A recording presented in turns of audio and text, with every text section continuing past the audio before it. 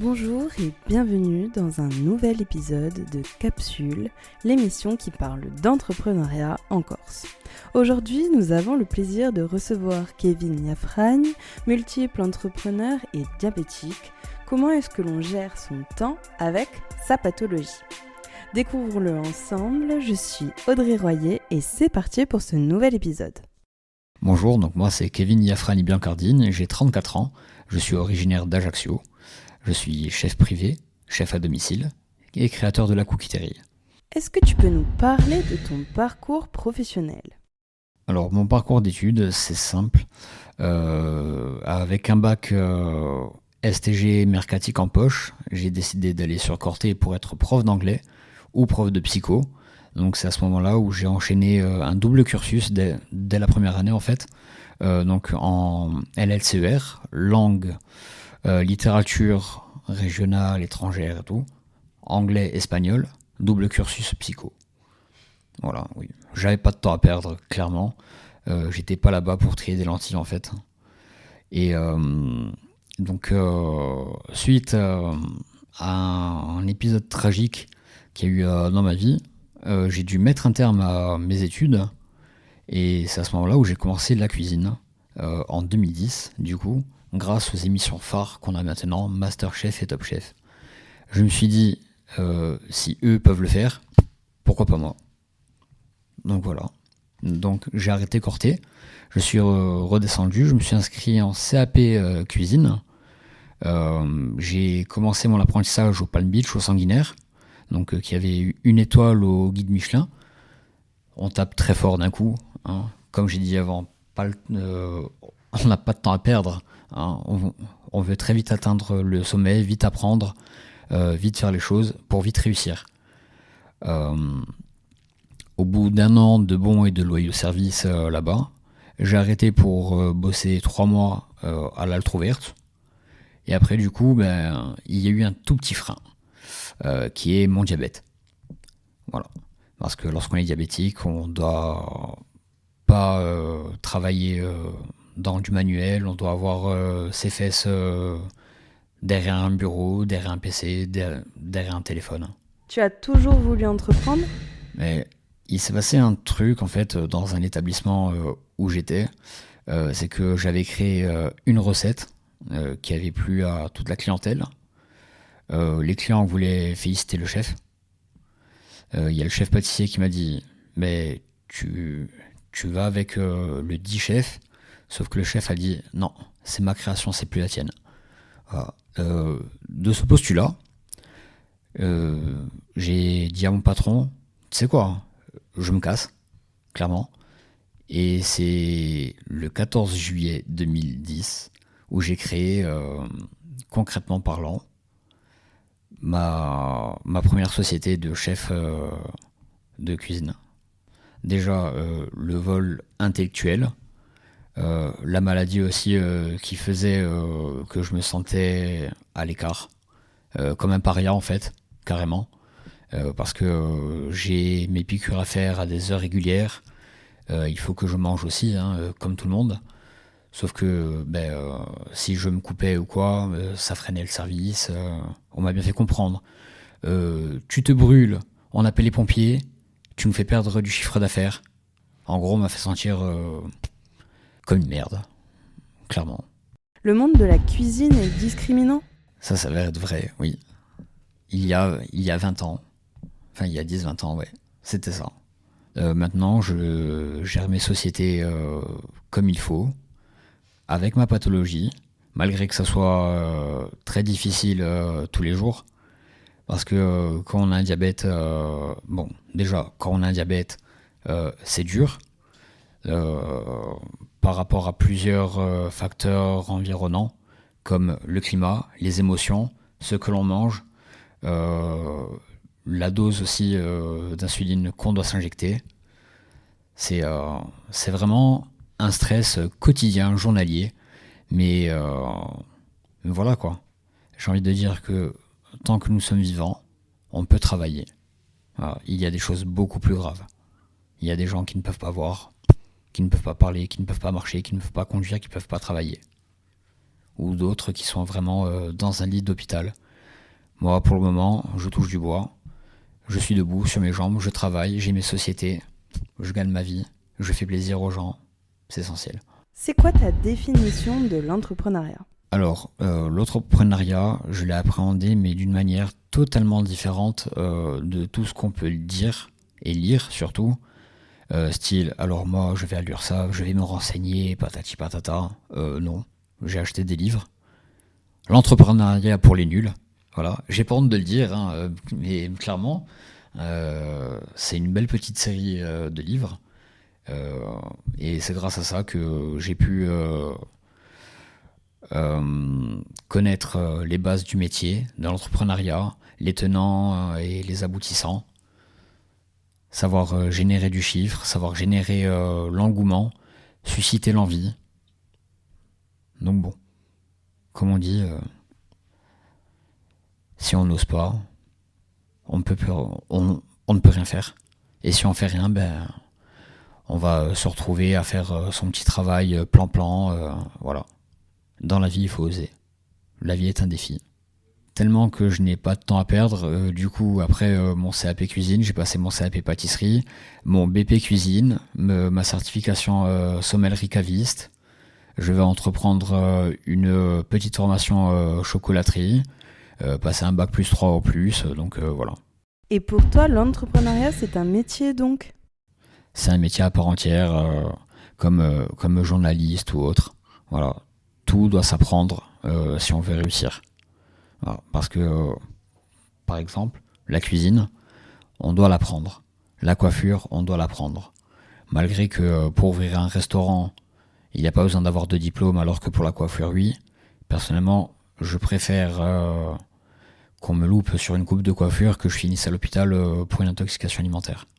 Tu es multiple entrepreneur, et cela malgré que tu sois diabétique. À l'âge de 5 ans, je me suis noyé, choc émotionnel du coup, et c'est là qu'est survenu le diabète. Et je suis le seul diabétique de ma famille. Faut savoir que lorsqu'on est diabétique, qu'on a 5 ans, qu'on entre au CP, les gosses, c'est pire que des chiens. Voilà. C'est des petits satans en fait. Ils nous mettent à l'écart, ils nous montrent du doigt, ils ne jouent pas avec nous, ils nous parlent pas, ils nous considèrent pas. Tout ça pourquoi ? Parce que je suis diabétique. La chance que j'avais, c'est que j'étais à l'école élémentaire annexe, en face de la clinique du Golfe. Ma mère travaillait là-bas.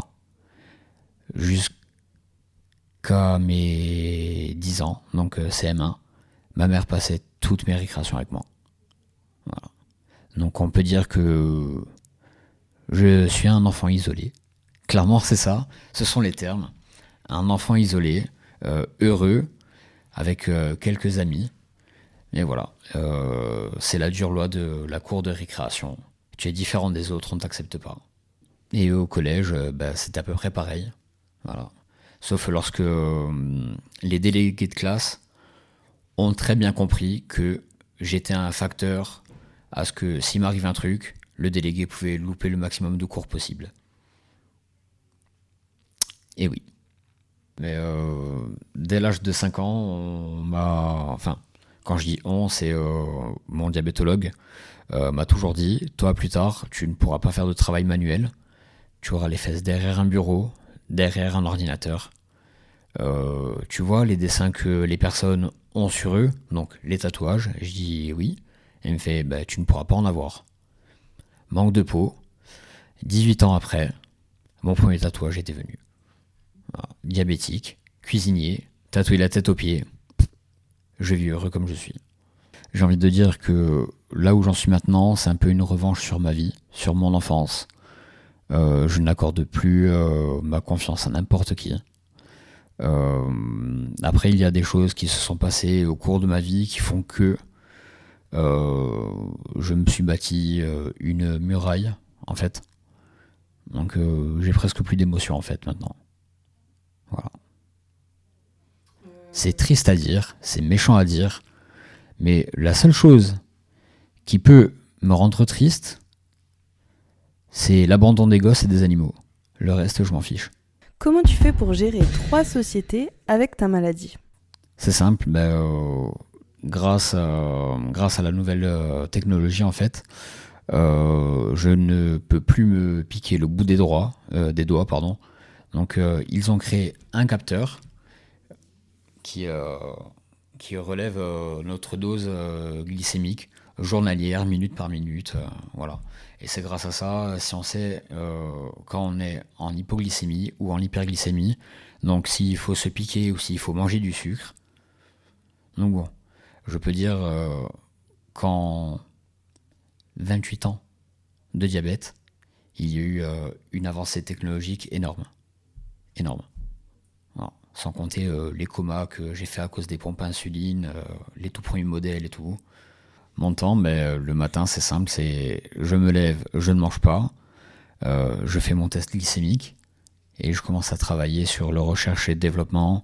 En fait, je divise ma semaine en 4 groupes. Voilà. Chef privé, cookie et sur mes 2 nouveaux projets. Et le dimanche, jour de repos. Et tous les jours à 21h, le téléphone il est coupé. Alors en fait, c'est pas toi qui gères ta maladie, mais c'est la maladie qui gère ton entreprise. Concrètement parlant, je vais te prendre l'exemple qui s'est passé il y a 2 mois. Il arrive 18h, je commence à être en hypoglycémie. Donc moi, quand je suis en hypoglycémie, j'ai du mal à marcher, j'ai du mal à parler, je ne peux pas prendre le volant. Et dans ces cas-là, il y a 2 options. Soit tu appelles ton client, tu lui expliques ce que tu as, malgré que je sois totalement transparent sur ça. Donc soit le client est compréhensif, soit il n'a pas de cœur. Ça, c'est pas trop grave, vu que moi aussi je n'en ai pas. Ou soit tu peux compter sur des personnes de qualité et des personnes fiables qui seront toujours là pour t'aider parce que toi, en retour, tu as été là pour elles. Voilà. Sans les juger. C'est considéré comme un handicap, le diabète ? Alors concrètement parlant, le diabète est un handicap physique invisible qui est reconnu à 50%. Voilà. Alors que ça devrait faire partie de la catégorie des plus de 55, notamment lorsqu'on a des problèmes aux yeux, des problèmes aux reins. Le diabète peut nous rendre handicapés physiquement parlant, dans le sens où on peut se faire amputer des membres, on peut perdre la vue, on peut perdre un rein. Pour exemple, il y a 5 mois, j'ai eu un voile blanc à la rétine, donc j'ai été opéré. Je vais tous les mois à Marseille pour me faire une injection dans les yeux jusqu'à mi-novembre. C'est pour ça que je porte des lunettes de soleil, mais c'est aussi des lunettes de vue. Alors, j'ai une photosensibilité par rapport à ça. Comment tes clients réagissent à l'annonce de ton handicap ? D'un point de vue des clients, tant que le travail est fait, ils s'en fichent. Ça, c'est la chose la plus simple que je peux te dire. Après, il y a des clients qui parlent avec moi, qui veulent savoir d'où je viens, comment j'ai fait ça. Les clients peuvent être compréhensifs. Parfois, il y en a même qui viennent et qui me donnent un coup de main. J'ai fait, non, mais c'est mon travail. Il me fait, et alors ? Tu te sens pas bien ? Non. Et je suis sur mes jambes, je peux vous servir. Voilà. D'un point de vue de la famille, on est surprotégé. Surprotégé, et c'est franchement casse-pied. Parce que quand tu veux prendre ton émancipation, quand tu veux te prendre ton appart, quand tu veux voyager, même aller à Bastia, c'est un cache-tigre. Quand tu as ta mère qui t'appelle toutes les 2 heures, tu viens d'arriver, hein, ça va ? Tu as fait ta glycémie, tu as fait ta piqûre. Oh vieux, coupe le cordon, hein. À un moment donné, voilà, j'ai 34 ans, je suis vacciné, et basta. Mais bon, c'est les mamans. C'est ça, dans toutes les péripéties. D'autant plus qu'elle est dans le milieu médical. Donc c'est pas évident, surtout lorsqu'elle doit faire les premières piqûres à son fils. Donc tu ne sais pas si tu as ton rôle de maman ou d'infirmière. Et là c'est difficile de séparer les 2 choses en fait. Donc bon, c'est ça. C'est pour ça qu'on a un code en fait. Quand je vais pas bien, je lui envoie soit un petit message, style 911, hein, urgence, alors au moins on est tranquille, ou soit je la bombarde d'appels. Et quand c'est comme ça, voilà. Vu qu'elle n'a pas le permis, elle appelle mon frère, et c'est lui qui vient prendre le relais. Qu'est-ce que t'a apporté l'entrepreneuriat ? Ce que l'entrepreneuriat m'a apporté, en une phrase, le partage, l'appréhension, la compréhension aussi. Après, on a une phrase en cuisine, tu as le savoir-faire, le faire-faire et le faire savoir. Je peux transposer ça vraiment à l'entrepreneuriat. Pas que j'ai eu un mentor ou quoi, mais on peut regarder des tutos, on peut s'inspirer aussi de grands directeurs d'entreprise d'ici, et Dieu sait qu'il y en a. Dieu sait qu'il y en a qui accordent de leur temps, hein, chose qui n'est pas si facile que ça, vu qu'ils ont un emploi du temps, mais pire que le nôtre réuni, quoi. Donc bon, ils apprennent, ils donnent, sans compter. Voilà. Et c'est à toi après d'apprendre, réceptionner et faire le tri après, dans toutes les paroles. Ce que tu veux apprendre, ce que tu veux laisser, ce que tu veux donner, ce que tu veux partager.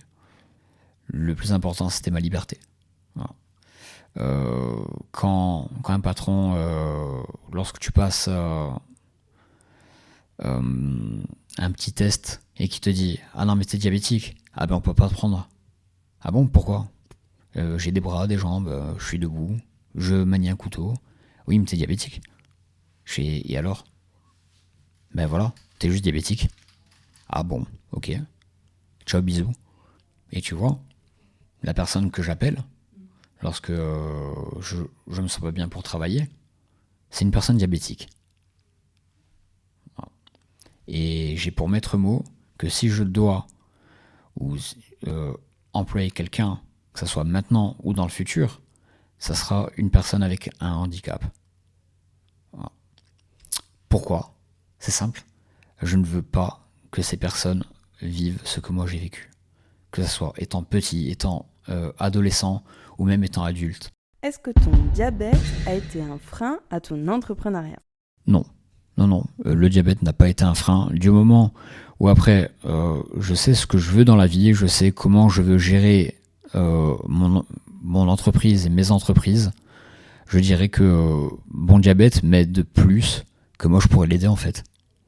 C'est lui qui détermine tout mon emploi du temps, de 8h à 20h, qui me dit quand je dois prendre des pauses, quand je dois arrêter, et surtout, quand profiter de la vie. Voilà.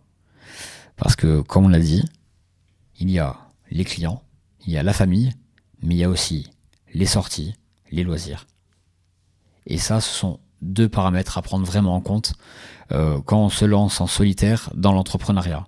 Si on ne s'accorde pas des moments de détente, c'est là où on peut sombrer et finir en burn-out. Et le burn-out, dans l'entrepreneuriat, c'est la pire chose au monde.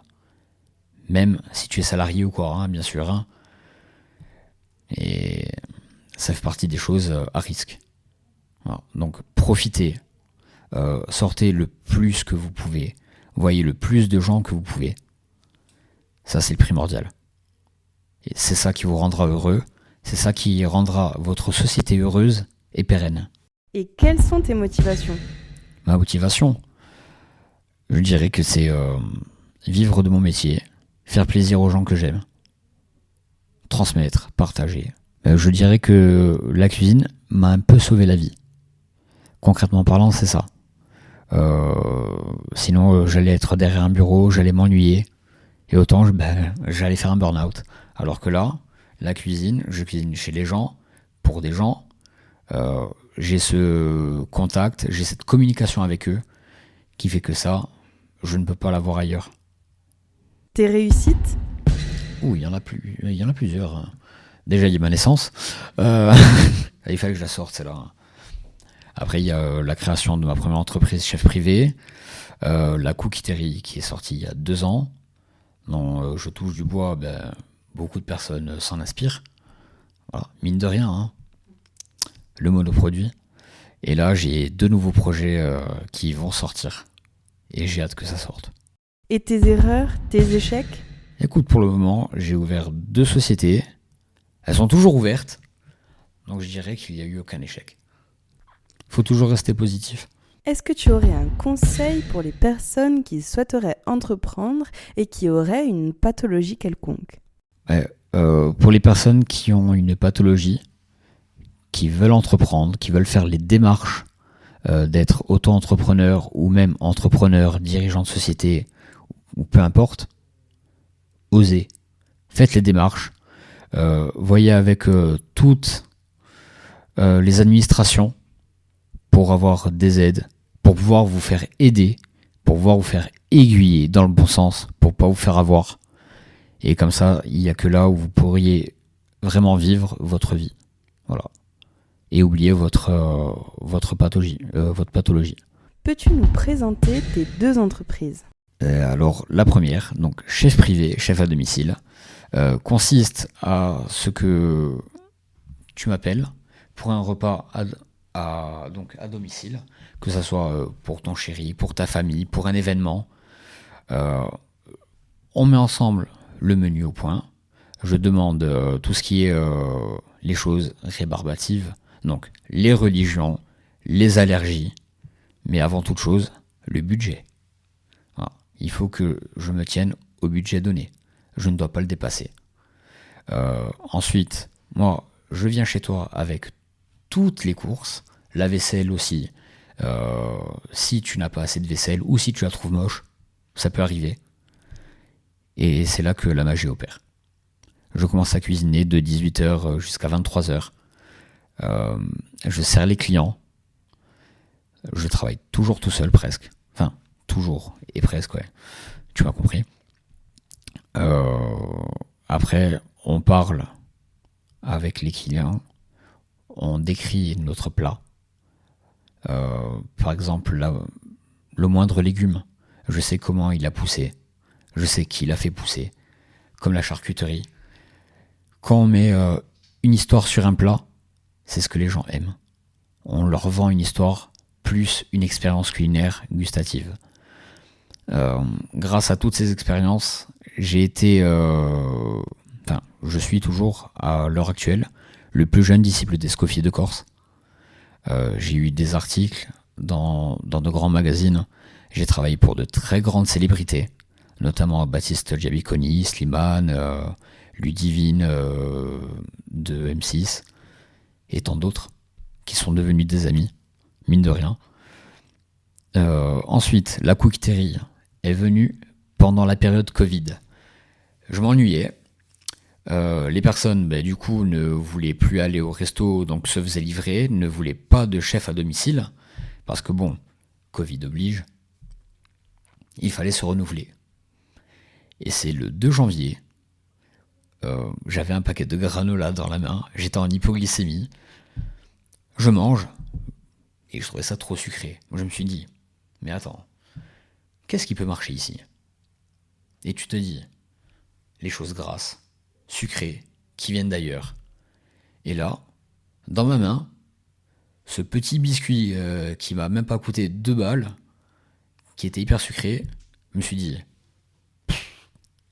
la clé du succès, bam. Donc pendant 3 semaines, j'ai bossé d'arrache-pied pour créer ma recette, que Google n'a même pas, que les diabétiques peuvent manger, sans se priver.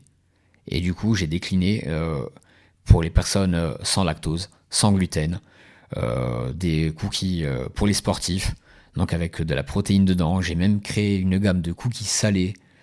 Là, récemment, j'ai eu un partenariat avec les glaces Grazia. On a sorti la glace aux cookies. Que demande le peuple? Et pour terminer, tes futurs projets? Projet futur, donc il y en a déjà un avec un prototype. C'est ma marque de vêtements. Donc marque de t-shirt sur des produits food, notamment autour du cookie et de la culture japonaise, les ramen, vu que j'ai cette forte influence culinaire, je dirais, en plus du terroir. Donc ça peut être drôle de matcher plusieurs choses ensemble pour faire un dessin et le retrouver sur un t-shirt. Je reprends mes live cuisine que j'avais commencé aussi pendant la période Covid, mais sous forme d'émissions culinaires, où j'ai des amis influenceurs, instagrammeurs, youtubeurs et tout, notamment même ma clientèle, qui vont m'envoyer des vidéos me demandant de réaliser leurs plats préférés. Et je les ferai donc du coup sous forme d'émissions. Là, avec toutes les personnes que j'ai pu recueillir, je vous annonce d'ores et déjà qu'il y a une saison 3.